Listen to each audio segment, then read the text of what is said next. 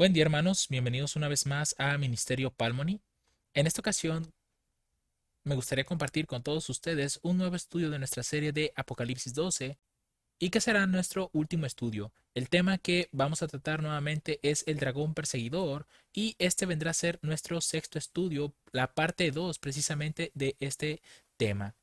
Con esto pues daremos por concluido lo que es el capítulo 12 y posteriormente nos estaremos enfocando en otras series también, que igual les recuerdo que estamos desarrollando la serie de Apocalipsis 13 dentro de este ministerio. Así que antes de comenzar, les invito a que me acompañen a orar para que el Espíritu de Dios nos pueda dirigir en nuestro estudio. Padre Celestial, te damos las gracias en esta hora por la oportunidad nueva que nos das de poder abrir tu palabra. Pedimos de tu bendición, Padre, sobre los textos que vamos a estudiar y sobre todo con este tema de Apocalipsis 12. Te pedimos, Padre, que cada pasaje que hayamos de leer y de estudiar, podamos ver la perfecta luz que nos has enviado, Padre, para poder comprender la historia. Te agradecemos tanto por esta oportunidad dada en el nombre y en los méritos de nuestro Señor Jesucristo, junto con el perdón de nuestros pecados. Amén.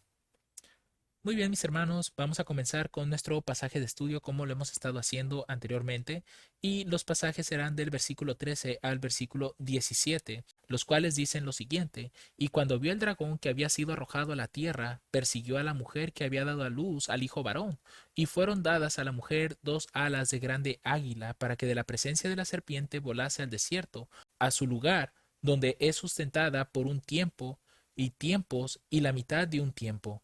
Y la serpiente echó de su boca tras la mujer agua como un río, a fin de hacer que fuese arrastrada por el río. Pero la tierra ayudó a la mujer, pues la tierra abrió su boca y sorbió el río que el dragón había echado de su boca. Entonces el dragón se enfureció contra la mujer y se fue a hacer guerra contra el remanente de la simiente de ella, los cuales guardan los mandamientos de Dios y tienen el testimonio de Jesucristo. Así que mis hermanos, cuando nosotros estamos viendo todos estos detalles, nos damos cuenta que en esta segunda parte vamos a hablar precisamente de qué representan todas estas cosas, en qué parte de la historia podemos verlas, porque ya en la primera parte de este tema vimos el significado de algunos símbolos, pero quisimos guardar otros significados y sobre todo la interpretación para esta segunda parte. Así que comencemos en este caso con el versículo 13. Cuando a la mujer, que nosotros pues ya sabemos que representa a la iglesia, menciona aquí, es perseguida. Dice, cuando vio el dragón que había sido arrojado a la tierra, persiguió a la mujer que había dado a luz al hijo varón. Sabemos que esta mujer como tal, pues es la iglesia, ese hijo varón es Cristo, y cuando Cristo fue arrebatado para Dios y para su trono, pues el dragón únicamente pudo perseguir en este caso a la mujer, porque ya no podía perseguir en este caso a Cristo. Y precisamente fueron estos pasajes que nos ayudaron a llegar a esa conclusión. Apocalipsis 12, de los versículos 8 al 9, vimos esa gran batalla en el cielo donde Satanás fue arrojado a la tierra y sus ángeles también fueron arrojados con él. Entonces ese dragón que se está mencionando aquí, pues evidentemente es Satanás en la tierra. Y en Efesios capítulo 5, verso 25, vimos cómo se hace la comparación de Cristo con el marido y la iglesia con la esposa. Por lo tanto, esta mujer está representando a la esposa de Cristo, es decir, su iglesia. Y con Hechos capítulo 1, los versículos de 9 al 11, lo que vimos fue que ese hijo varón pues es Cristo, que fue arrebatado, como dice aquí, para Dios y para su trono, y pues Satanás ya no tenía acceso a Cristo. Por lo tanto, tuvo que comenzar a perseguir, en este caso a la mujer, a la esposa de Cristo, para poderle hacer guerra. Y cuando nosotros vimos en Mateo capítulo 25 versos 34 al 40, pues realmente vimos en este caso que Cristo, cuando venga por segunda vez, aquellos que siempre estuvieron de parte de Él, les dirá: venid benditos de mi Padre, heredad el reino preparado para vosotros desde la fundación del mundo. Y aquí pues se dan las razones por las cuales Cristo hará eso. A lo cual, en el verso 37, los justos le dicen a Cristo: Señor, ¿cuándo te vimos hambriento y te sustentamos, o sediento y te dimos de beber? ¿O cuándo te vimos extranjero y te recogimos, o desnudo y te cubrimos? ¿O cuándo te vimos enfermo o en la cárcel y vinimos a ti? Y respondiendo el rey les dirá: de cierto os digo, en cuanto lo hicisteis a uno de estos mis hermanos más pequeños, a mí lo hicisteis. Así que la recompensa final para los justos será precisamente la vida eterna. Y a ese lugar fue precisamente Cristo, a preparar un lugar para nosotros. Así que veamos ahora, dentro de la historia, que en el libro de Hechos, capítulo 5, los versos 17 al 20, y después nos pasaremos al verso 40, dice lo siguiente con respecto a las persecuciones de la historia. Dice, entonces se levantó el sumo sacerdote y todos los que estaban con él, que es la secta de los saduceos, y se llenaron de celos, y echaron mano a los apóstoles y los pusieron en la cárcel pública. Mas el ángel del Señor abrió de noche las puertas de la cárcel y sacándolos dijo, Id y puestos en pie en el templo, hablad al pueblo todas las palabras de esta vida. Verso 40. Y convinieron con él, y llamando a los apóstoles después de azotarlos, les intimaron que no hablasen en el nombre de Jesús y los dejaron libres. Algo que podemos ver aquí evidentemente es que tras la partida de Cristo, las persecuciones se levantaron en la iglesia, por parte en este caso de los sumos sacerdotes y de la secta de los saduceos, por los celos que sentían de los apóstoles. Igual forma, cuando vamos al capítulo 7, por ejemplo, a los versículos 54 al 60, podemos ver otro espíritu de persecución que estaba levantando el dragón contra la mujer, es decir, contra la iglesia. Dice, y cuando oyeron estas cosas, se enfurecieron en sus corazones y crujían los dientes contra él. Mas él, lleno del Espíritu Santo, puestos los ojos en el cielo, vio la gloria de Dios y a Jesús en pie a la diestra de Dios, y dijo, He aquí, veo los cielos abiertos y al Hijo del Hombre en pie a la diestra de Dios. Entonces, dando grandes voces y tapándose sus oídos, arremetieron a una contra él, y echándole fuera de la ciudad, le apedrearon, y los testigos pusieron sus vestiduras a los pies de un joven que se llamaba Saulo. Y apedrearon a Esteban mientras él invocaba a Dios y decía, Señor Jesús, recibe mi espíritu, y arrodillándose clamó a gran voz, Señor, no les tomes en cuenta este pecado. Y habiendo dicho esto, durmió. Así que realmente vemos claramente que estas persecuciones se fueron dando de forma creciente, de forma continua, tal y como también lo podemos ver en 2 de Timoteo capítulo 4 versículos 6 al 8 con respecto a Pablo, por ejemplo, porque yo ya estoy para ser sacrificado. Este Pablo es el Saulo que está siendo mencionado acá, y el tiempo de mi partida está cercano. He peleado la buena batalla, he acabado mi carrera, he guardado la fe. Por lo demás, me está guardada la corona de justicia, la cual me dará el Señor, juez justo, en aquel día, y no solo a mí, sino también a todos los que aman su venida.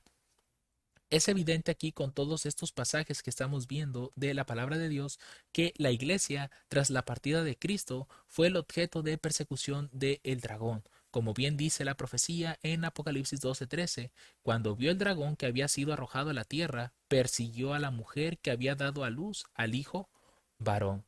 Apocalipsis 1:9, por otro lado, también podemos ver que se nos está de alguna manera diciendo que en el futuro también hemos de padecer persecución en las escenas finales, para que lo tengamos en cuenta. Yo, Juan, dice aquí que también soy vuestro hermano y compañero en la tribulación y en el reino y en la paciencia de Jesucristo. Estaba en la isla que es llamada Patmos por la palabra de Dios y por el testimonio de Jesucristo.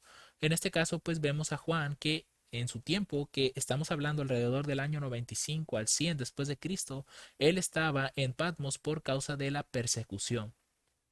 Y en Apocalipsis, por ejemplo, en el capítulo 1, versos del 1 al 3, se nos dice lo siguiente con respecto a todo el libro de Apocalipsis y de igual forma toda la palabra de Dios en general, porque recuerden que la historia se repite de forma continua.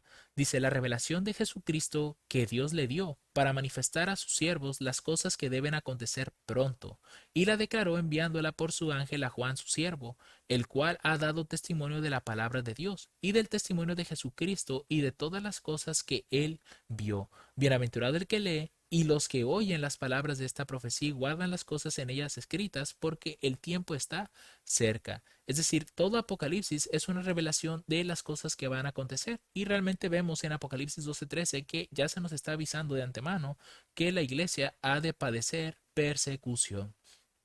Ahora bien, ¿Cristo iba a abandonar a su iglesia en estas condiciones? La verdad es que no. Por lo que vemos en el versículo 14, noten lo que dice aquí en este caso con respecto a la mujer. Y fueron dadas a la mujer dos alas de grande águila, para que de la presencia de la serpiente volase al desierto, a su lugar, donde es sustentada por un tiempo y tiempos y la mitad de un tiempo. Nosotros A través de Efesios capítulo 5 versos 29 al 30 podemos darnos cuenta que Cristo no iba a abandonar a su iglesia, porque dice aquí, porque ninguno aborreció jamás a su propia carne, antes la sustenta y la cuida, como también el Señor a la iglesia, porque somos miembros de su cuerpo, de su carne y de sus huesos. De manera que esta mujer, al parecer, obtuvo la protección de Dios con el simbolismo de las dos alas de grande águila, para que de la presencia de la serpiente, es decir, de la presencia del adversario, volase al desierto, a un lugar especial donde Dios la está sustentando. Ahora bien, Mateo capítulo 24, los versos 21 al 22, es precisamente este pasaje que nos habla de esos tiempos de persecución tan terribles que ocurrieron dentro de ese desierto, dentro del tiempo y tiempos y la mitad de un tiempo, y que se volverán a repetir al final de los días. Dice aquí, porque habrá entonces gran tribulación, cual no la ha habido desde el principio del mundo hasta ahora, ni la habrá. Y si aquellos días no fuesen acortados, nadie sería salvo, mas por causa de los escogidos, aquellos días serán acortados. Así que aquí en Mateo ya se nos está anticipando que habrá una persecución terrible que ocurrió precisamente durante los 1260 días, porque recuerden que vimos en la primera parte de este estudio que tiempo, tiempos y la mitad de un tiempo, pues equivalen a 1260 días, que el principio de día por año nos dice que son 1600 años y que estos comenzaron precisamente en el 538 después de Cristo, que fue cuando ahora sí que el papado se levanta con gran poder y comienza a azotar, en este caso, a los creyentes. Aquellos que procuraban servir a Dios de todo corazón, comenzó a perseguirlos porque no se sometían a sus dogmas, a sus enseñanzas. Y por lo tanto, toda esa persecución duró 1260 años, pero el pueblo de Dios no iba a quedar solo. Como bien dice en Efesios, somos miembros del cuerpo de Cristo, de su carne y de sus huesos. Por tanto, Dios a su iglesia la proveyó de las dos alas de grande águila que en otros estudios ya hemos visto que representan en este caso la protección de Dios. Y Cristo mandó a su iglesia al desierto, es decir, a lugares desolados. ¿Para qué? Para que fuera sustentada durante ese largo periodo de tiempo. Ahora, en Éxodo capítulo 19, verso 4 y en Isaías capítulo 40, verso 31 fueron los pasajes que nosotros utilizamos de ejemplo para ver que esas alas de águila pues estaban representando la protección de Dios. Toda esa protección que vimos durante el tiempo del Éxodo en Egipto fue la protección que Dios le estaba otorgando a su pueblo. Fue por eso que salieron victoriosos de ese lugar. Y de igual forma, en Isaías, por ejemplo, se nos dice que aquellos que siguen a Jehová siempre tendrán nuevas fuerzas, no tendrán temor de nada. Ahora, en Primera de Pedro, capítulo 5 verso 7 quiero que noten esto porque es muy importante, sobre todo en las próximas persecuciones que se van a dar. Dice aquí el verso 6: humillaos pues bajo la poderosa mano de Dios, para que Él os exalte cuando fuere tiempo, echando toda vuestra ansiedad sobre Él, porque Él tiene cuidado de vosotros. Aquí la pregunta que yo pudiera hacer, ¿no habría una gran ansiedad por parte de los cristianos durante este tiempo, tiempos y la mitad de un tiempo que Cristo no haya tenido en cuenta, que a Cristo no le haya importado?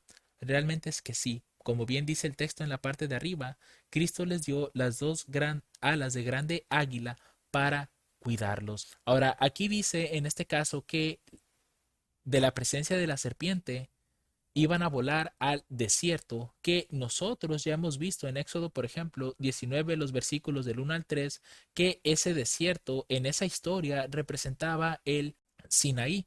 Y acamparon pues en ese desierto, es decir, Dios para que el pueblo pudiera adorarlo como él quería, tenían que salir en este caso de Egipto, como lo vemos en la historia de Éxodo. Tenían a fuerza que salir de Egipto porque los egipcios no les permitían adorar a Dios como Dios quería. De manera que Dios, de la presencia de ellos, que recordemos también por un pasaje de Ezequiel, si no mal recuerdo, Dios relaciona a Egipto con el dragón. Ellos tuvieron que volar de la presencia del dragón, es decir, de Egipto, al desierto para que fuera sustentada por Dios. Y fue exactamente lo que pasó en la historia de el Éxodo. Dios saca a su pueblo de Egipto, el gran dragón, para llevarlos al desierto. Y aquí estamos viendo la misma historia repetirse. Dios saca a su pueblo de las ciudades, de los pueblos, y los lleva a lugares desolados para que puedan servirle durante todo ese periodo de los 1260 años, es decir, desde el 538 después de Cristo hasta 1798. Todo esto es lo que se conoce como la persecución papal. Y noten todo lo que nosotros encontramos durante esa historia para poder ver por qué razón Dios tuvo que sacar a su pueblo de esos lugares y llevarlos a un desierto. Aquí vamos a leer la historia de, en este caso, de Juan. Dice, es la primera vez desde el decreto del emperador Justiniano del 533 que hace a Juan, el obispo de Roma, obispo principal de todas las iglesias, que la supremacía del obispo de Roma sobre la iglesia puede ser realmente aplicada por Vigilio. Es decir, este papa que nosotros vemos aquí es nombrado Vigilio y él fue colocado como el obispo principal de todas las iglesias y es precisamente él el que iba a aplicar todas esas leyes que estamos mencionando que comenzaron a perseguir, en este caso, a los cristianos. Y ya cada papa que fue viniendo fue creando nuevas leyes para estar persiguiendo a los cristianos y fue adquiriendo muchísimo poder la iglesia sobre el Estado, a tal grado que el 7 de mayo del 538, por eso es que colocamos esta fecha aquí como el comienzo de los 1260 años, o el tiempo, tiempos y la mitad de un tiempo, dice aquí que el tercer concilio de talla nacional o tercer concilio de Orleans fue un sínodo de los obispos católicos romanos de Francia. Noten que todo esto pasó en Francia, pero fue por parte de los obispos católicos romanos. Estableció principalmente dos cosas, hermanos: el domingo como día del Señor y también se prohibió el trabajo del campo en domingo. Noten cómo aquí se establece una ley dominical y a través de esta ley dominical es como comenzaron a perseguir a los cristianos, porque como bien saben, en la ley de Dios no se nos ordena que guardemos el domingo, sino el sábado como el día de reposo, el día especial para nuestro Dios. Y cualquiera que comienza en este caso a hacer adoración dentro del domingo y venerarlo como un día del Señor, pues realmente está cayendo en una violación a los mandamientos. Y es precisamente aquí que en el 538 comienza en este caso esa persecución por la ley dominical. Como vimos en Mateo 24, esos días de persecución y tribulación que nunca han habido hasta entonces. Así que aquí es donde se presenta esa persecución y vamos a ver algunos ejemplos, no nos vamos a quedar hasta aquí. Aquí pues tengo un pequeño cuadro donde se están viendo en este caso a cristianos que van a ser ejecutados prácticamente. Dice aquí en la historia, dice que el término Inquisición o Santa Inquisición hace referencia a instituciones de la Iglesia Católica y en varias ocasiones a la protestante, dedicadas a la supresión de la herejía. La herejía en la era medieval europea muchas veces se castigaba con la pena de muerte y de esta se derivan todas las demás, que, pues en algunos casos, si iba a derivar en pena de muerte, pues bien, antes de dar la pena de muerte, o más bien antes de darle la muerte a esta persona, lo que hacían era llevarla por un proceso de torturación y ya llevarla finalmente a la muerte. Dice aquí, en relación a la Inquisición medieval, noten que todo esto pues pertenece a la Iglesia Católica, dice que la Inquisición medieval se fundó en 1184 en la zona de Languedoc, en el sur de Francia, para combatir la herejía de los cátaros o albigenses. En ese año el Papa Lucio III, noten, aquí estamos viendo cómo los papas, que son prácticamente los líderes de la institución, promulgó la decretal ad abolendam, en la que ordenó que se establecieran tribunales episcopales en toda la cristiandad latina que se ocuparan de la herejía. Es decir, prácticamente él estaba dando poder y autoridad para que en distintos lugares se establecieran, en este caso, inquisiciones, para que si se levantaba algún hereje, es decir, hereje aquí se le denominaba a una persona que estaba en contra de las enseñanzas de la iglesia y que por lo tanto si no se arrepentía de eso, si continuaba siguiendo los dictados de su conciencia, pues en este caso iba a terminar con una pena de muerte. Y podemos ver aquí ejemplos de cómo la Inquisición fue tomando lugar en distintos países. Por ejemplo, la Inquisición española se fundó en el año 1478 y finalizó en el año 1834. Tenemos también la Inquisición portuguesa que comenzó en el 1536 y finalizó en 1821, un poco antes que la española. Y finalmente tenemos la Inquisición romana que comenzó en el 542 hasta el año 1965. Y pues aquí vemos de alguna manera una pequeña imagen donde están teniendo a una persona, a dos personas, perdón, en la hoguera. Ahora bien, uno de los grupos que durante aquellas épocas fue perseguido mucho fueron los valdenses, que pues vamos a leer un pequeño fragmento de esa historia. Dice, las enseñanzas valdenses entraron en conflicto con la Iglesia Católica y en 1215, noten que estamos dentro del periodo de los 1260 años que van del 538 a 1798.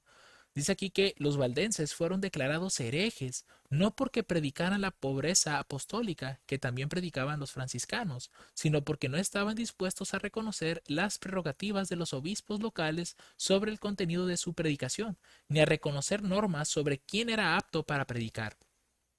Es decir, en ese tiempo, lo que se enseñaba dentro de la iglesia es que únicamente el padre o el sacerdote tenía la autoridad para explicar las escrituras. Nadie más que tuviera este cargo podría hacerlo, lo cual es algo contradictorio porque la misma Biblia dice que todos somos llamados para predicar el evangelio. Ahora dice aquí que el Papa Inocencio III ofreció a los valdenses la oportunidad de volver a la iglesia y muchos lo hicieron, tomando el nombre de los pobres católicos. Muchos no lo hicieron y fueron objeto de una intensa persecución y se enfrentaron a una discriminación organizada y generalizada en los siglos siguientes.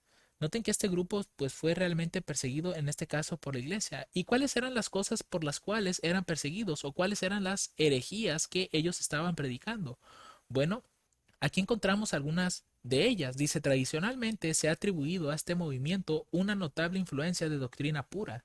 Los valdenses primitivos rechazaban la veneración de imágenes, lo cual es algo que realmente vemos en los mandamientos de Dios. No te harás imagen de ninguna semejanza de lo que esté arriba en el cielo, ni abajo en la tierra, ni en las aguas debajo de la tierra. Y dice aquí la transubstanciación, la existencia del purgatorio, que realmente es algo que pues la Biblia no enseña en ninguna parte, la veneración a María, que tampoco es algo que esté en la escritura, porque realmente María podemos verla que tuvo cierto, vamos a decirlo, como protagonismo al comienzo de la vida de Cristo. Sin embargo, con el tiempo posterior, pues realmente ya no se vuelve a mencionar, salvo el momento en el que, pues, tuvo que huir cuando se le presenta el ángel, que fueron las situaciones que se presentan en la Biblia, pero de ahí en fuera, ya más adelante, ningún apóstol la vuelve a mencionar. Por lo tanto, aquí, pues esto realmente es algo erróneo el venerar a María, porque realmente la Biblia no lo dice de esa manera.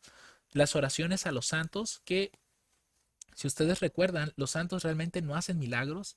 ¿Por qué? Porque ellos, de acuerdo a lo que dice la Escritura, ellos están descansando y están esperando la segunda venida de Cristo. La veneración de la cruz y de las reliquias, el arrepentimiento de última hora, que también eso es algo que pues realmente no aplica mucho, salvo en casos especiales donde realmente la persona está arrepentida completamente de corazón, pero eso es algo que Dios únicamente sabe. Pero el enseñar que puedes hacer de tu vida lo que quieras y que al final te puedes arrepentir, pues eso es algo erróneo, realmente la Biblia no lo enseña. La necesidad de que la confesión se haga ante sacerdotes, que realmente pues eso tampoco es algo que la Biblia enseñe. Siempre la Biblia está diciendo que nuestros pecados hay que confesarlos al Padre y pedir perdón en el nombre de Cristo. Por lo tanto, el hacer esto pues realmente es contradictorio con la Biblia. Aquí dice entre paréntesis que en este caso ellos practicaban un tipo de confesión ante Dios guiados por sus barbas o predicadores itinerantes. También ellos estaban en contra, por ejemplo, de las misas por los muertos, que en este caso pues realmente los muertos nada saben, como bien dice la escritura, y de hecho, sea de paso, nosotros tenemos una serie precisamente sobre ese punto, porque no está bien que en este caso veneremos a los muertos o creamos que existe un infierno o que los muertos en este caso van al cielo o al infierno. Todo eso se explica en esa serie que les pondré pues al final de este video y también posiblemente en alguna parte de aquí voy a tratar de colocarlo.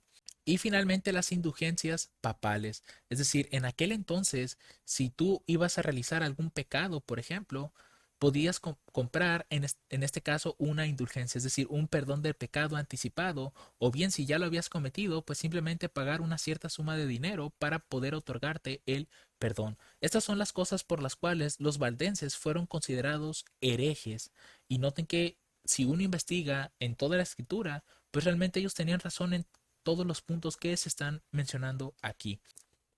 Ahora bien, cuando nosotros leemos en este libro de William Jones, en History of the Christian Church, volumen 2, página 2, nos dice aquí con respecto de estos valdenses. Algunos historiadores protestantes opinan que el nombre de valdense, aplicado también a los procedentes del país de Baud, se deriva de la palabra latina vallis, que significa valle, y se refiere al hecho de que aquellos disidentes a quienes se perseguía con persistencia como herejes se vieron obligados a refugiarse en los valles alpinos de Francia e Italia. Noten que estos valdenses, al igual que muchos otros cristianos de épocas anteriores, tuvieron que buscar lugares desiertos, lugares desolados para poder estar en completa tranquilidad adorando a Dios. Y pues aquí les pongo algunas imágenes de esos valles que se están mencionando.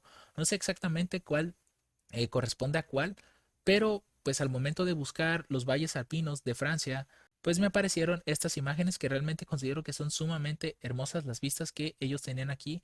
De hecho, pues ellos al contemplar estas partes de la naturaleza podían realmente ver las obras de Dios en cada uno de esos detalles, en las montañas, en los árboles, en el cielo, etcétera. Así que estos cristianos se tuvieron que ir a lugares desiertos, como bien lo está dictando la profecía, pero solamente estoy dando el ejemplo de ellos. En épocas anteriores a los valdenses, también tuvieron que huir muchos cristianos a los lugares desolados. Ahora, en el verso 15, notemos que la serpiente, no tan solo con eso, menciona aquí que echó de su boca tras la mujer agua como un río, a fin de hacer que fuese arrastrada por el río. Nosotros ya vimos que las aguas como tal están representando muchedumbres de gentes, lugares muy poblados, es decir, todo esto está ocurriendo precisamente en Europa, y el dragón o Satanás en este caso estuvo utilizando a este poder, a esta iglesia, para estar persiguiendo a los cristianos durante aquellas épocas. Y lo que nosotros podemos ver es en el verso 16, es que aparece un evento interesante. Aparece la tierra, dice aquí. No solamente estaban las dos alas de grande águila que llevaron a la mujer de la presencia del dragón al desierto para que Dios la sustentara allí, sino que además menciona aquí que la tierra ayuda a la mujer. ¿Y qué fue lo que hizo la tierra? Dice que la tierra abrió su boca y sorbió el río que el dragón había echado de su boca. Cuando dice sorbió es como si dijera se lo tragó, ¿no? El río para que no siguiera persiguiendo en este caso a la mujer. Y nosotros vemos en Apocalipsis 13 de forma interesante que aparece también ahí la tierra. Es decir, aquí la tierra ayuda a la mujer y vemos que en Apocalipsis 13:11 después vi otra bestia que subía de la tierra y tenía dos cuernos semejantes a los de un cordero, pero hablaba como un dragón. Es decir, lo que vemos en esta parte de la historia es que precisamente la tierra ayuda a la mujer y en esa misma tierra es donde se levanta una bestia que tiene apariencia de cordero, pero al final habla como dragón. Cuando nosotros vemos toda la historia de esa época, la tierra ya hemos visto que representa un lugar poco poblado, es decir, no tenía casi habitantes. Y cuando nosotros vamos a la historia, nos podemos dar cuenta que hubo un grupo que huyó a una tierra que estaba casi desolada, casi desierta, que permitió en este caso a la iglesia ir creciendo poco a poco. Y esta tierra de la que estamos hablando aquí, que también les invito a que vayan a Apocalipsis 13, a esa serie que estamos haciendo para que puedan entender el significado de esta tierra no es otra más que los Estados Unidos de América. Y esos cristianos son los que venían huyendo de las persecuciones de Europa. Este grupo era un grupo religioso inglés formado a finales del siglo XVI, que estando descontento con el ambiente político religioso en su país, decidieron emigrar primero a Leiden, que son los Países Bajos, en 1609 y luego al Nuevo Mundo en el año 1620. Ese nuevo mundo que se está hablando aquí son precisamente los Estados Unidos de América. Y noten que estos cristianos estaban huyendo precisamente de las persecuciones que se estaban dando en Europa. Y lo curioso es que ya no estaban siendo perseguidos ahora por la Iglesia Católica, sino que estaban siendo perseguidos, en este caso, por los mismos protestantes. Ahorita vamos a ver un poco más de esa historia. Aquí, por ejemplo, de acuerdo a lo que encontramos, es que las personas que viajaron en ese tiempo, con respecto a los puritanos, le presentaron en 1603 una petición que solicitaba la tolerancia. En este caso, si no mal recuerdo, creo que era el rey Jacobo. Y en 1604, en la conferencia de Hampton Court, Jacobo se mostró poco, miren, aquí está el rey Jacobo, se mostró poco dispuesto a aceptar sus demandas y aunque se mostró partidario de la persecución de los inconformistas, la represión religiosa se fue suavizando. La impopularidad de Jacobo además aumentó entre los protestantes por la ejecución de Walter Raleigh para satisfacer las demandas del paladín del catolicismo, España. Así que lo que encontramos aquí en esta historia es que precisamente ya la iglesia no estaba siendo perseguida únicamente por la iglesia católica. Ahora eran los mismos protestantes que, pues al haberse unido la iglesia con el Estado, ahora comenzaron a perseguir a otros cristianos que no estaban bajo la religión protestante que tenía en este caso el Estado. De ahí el gran peligro, hermanos, de que la iglesia se una con el Estado, porque cuando eso llegue a ocurrir, la iglesia va a comenzar a pedir que se guarden sus dogmas y quienes no la hagan van a tener represalias graves. Cuando nosotros vemos la historia, en este caso de los Estados Unidos, y cómo los cristianos tuvieron que huir a esa tierra, podemos ver en la historia lo siguiente. El 21 de noviembre del 1620, que es el 11 de noviembre según el calendario juliano que se utilizaba en aquella época, algunos días antes de desembarcar, lo que ocurrió el 26 de noviembre del 1620, el centenar de pasajeros del Mayflower, que era ese barco que llegó a Estados Unidos, juró un pacto instigado por 35 de ellos contra las persecuciones del rey Jacobo I de Inglaterra. Noten que había persecuciones por parte de la corona de Inglaterra. Tal pacto es conocido como el Pacto del Mayflower, Mayflower Compact, y por este se hacía un edicto que establecía reglas para la vida en común y para los principios que regirían el futuro establecimiento a fundar en el Nuevo Mundo, establecimiento que resultó ser la colonia de Plymouth. El pacto del Mayflower incluía criterios democráticos, noten, y de respeto para las creencias religiosas personales. Un mes más tarde, el 21 de diciembre, los peregrinos fundaron la ciudad de Plymouth, llamada entonces Nueva Plymouth. Lo que vemos en esta parte, hermanos, es que esos cristianos, esa mujer que huyó de la serpiente, en este caso, pues la serpiente estaba utilizando, en este caso, al rey Jacobo para perseguir a los mismos creyentes. Estos creyentes tuvieron que huir hacia el nuevo mundo. Por eso es que dice aquí que la tierra ayudó a la mujer. ¿A qué? A escapar de esas persecuciones que estaban sufriendo en Inglaterra. ¿Y cómo lo hizo? Pues abriendo su boca para recibir, en este caso, al río. Es decir, en este caso, si lo viéramos con respecto a un mapa, pudiéramos ver que todo el mar estaba de impedimento para que las persecuciones de Inglaterra continuaran contra estos hombres que pues estaban huyendo precisamente de ese lugar. Y bien dice aquí en esta parte con respecto a esos hombres que llegaron al Nuevo Mundo. Los puritanos, que fueron los que partieron de Plymouth, practicaban una filosofía aún más radical que las leyes de la Iglesia anglicana, incluso con más fervor que los calvinistas. Primero hubo un intento de retirarse hacia Ámsterdam de los Países Bajos, pero no resultó del todo bien la decisión y decidieron regresar a Southampton.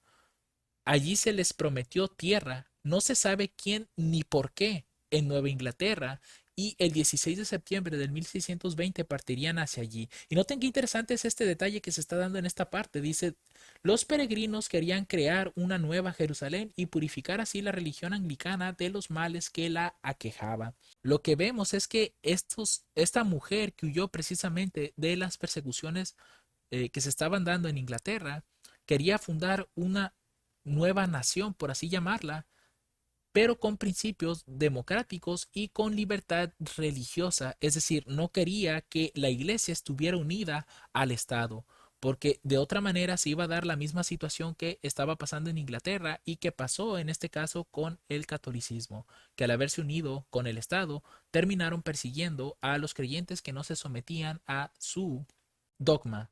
Ahora bien, esta era la ruta que ellos siguieron. Ellos salen precisamente aquí de Plymouth y esta era la ruta original que ellos tenían que haber seguido. Es decir, ellos cuando salen de este lugar de Inglaterra, ellos tenían que llegar aquí a Virginia Colony o una colonia de Virginia.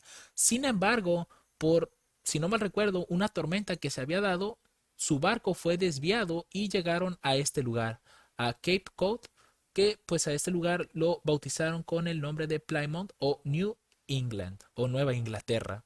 Así que Si vemos, por ejemplo, nuevamente el pasaje del verso 16, dice que la tierra abrió su boca y sorbió el río, pues vemos de alguna manera que estas persecuciones ya no iban a poder continuar de alguna forma porque pues realmente la tierra estaba tragando toda esa persecución por esta gran distancia que pues no se podía dar el lujo, en este caso Inglaterra, de mandar personas a perseguir a la iglesia que se encontraba en este lugar. Por eso es que el pasaje dice que la tierra ayudó a la mujer.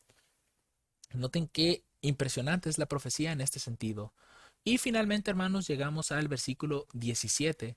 Dice, entonces el dragón se enfureció contra la mujer y se fue a hacer guerra contra el remanente de la simiente de ella, los cuales guardan los mandamientos de Dios y tienen el testimonio de Jesucristo.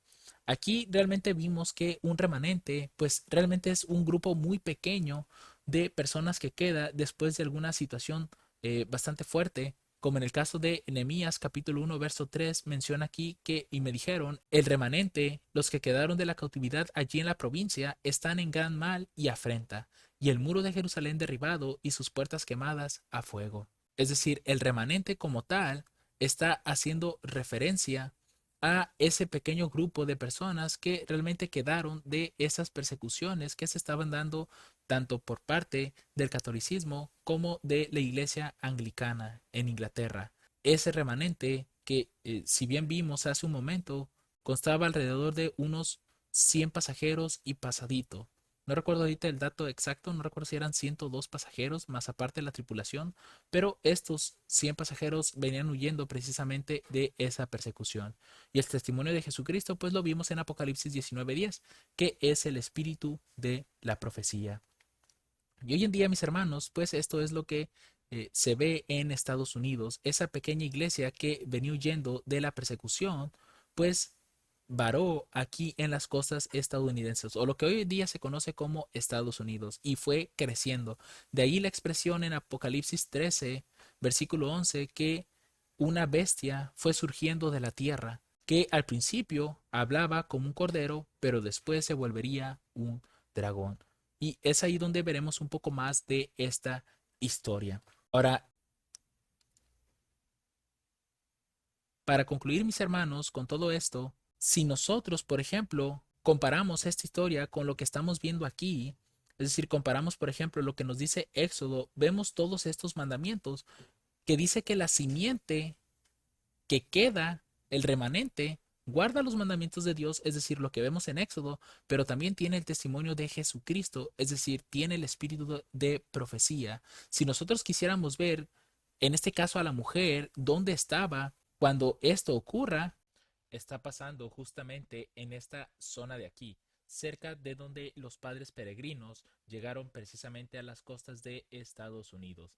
Más adelante, cuando pasemos al capítulo 13 de Apocalipsis, pues vamos a ver un poco más sobre esta historia, de cómo fue que esta mujer que se está mencionando aquí huyó precisamente a la tierra, que son los Estados Unidos en este caso, y cómo el dragón, enfurecido contra ella, la estuvo persiguiendo hasta que la mujer llegó a este punto de la tierra. Y es precisamente aquí donde nosotros vamos a ver cómo esa mujer va creciendo conforme va pasando el tiempo y de hecho vamos a identificar que esa mujer es la que guarda los mandamientos de Dios y al mismo tiempo posee el testimonio de Jesucristo, que como ya lo dice Apocalipsis 19:10, el testimonio de Jesucristo es el espíritu de la profecía. Y con esto, mis hermanos, creo yo que ya hemos abarcado lo que es Apocalipsis 12 con la historia que posee. De igual forma, recuerden que estos estudios tratan de ser lo más a menos posible y que no tratamos de expandirnos tanto en cuestión histórica. Simplemente damos algunos detalles importantes de la historia y por ende ustedes también podrían investigar un poco más para conocer más hechos que ocurrieron dentro de todos estos versículos. Creo que con este video ya concluimos nuestra serie y como siempre esperamos que sea de gran bendición. Y si tienen alguna duda o quisieran realizar algún aporte sobre este tema o sobre los otros temas, pues recuerden que pueden dejarlo en los comentarios de la parte de abajo. Que el Señor les bendiga abundantemente.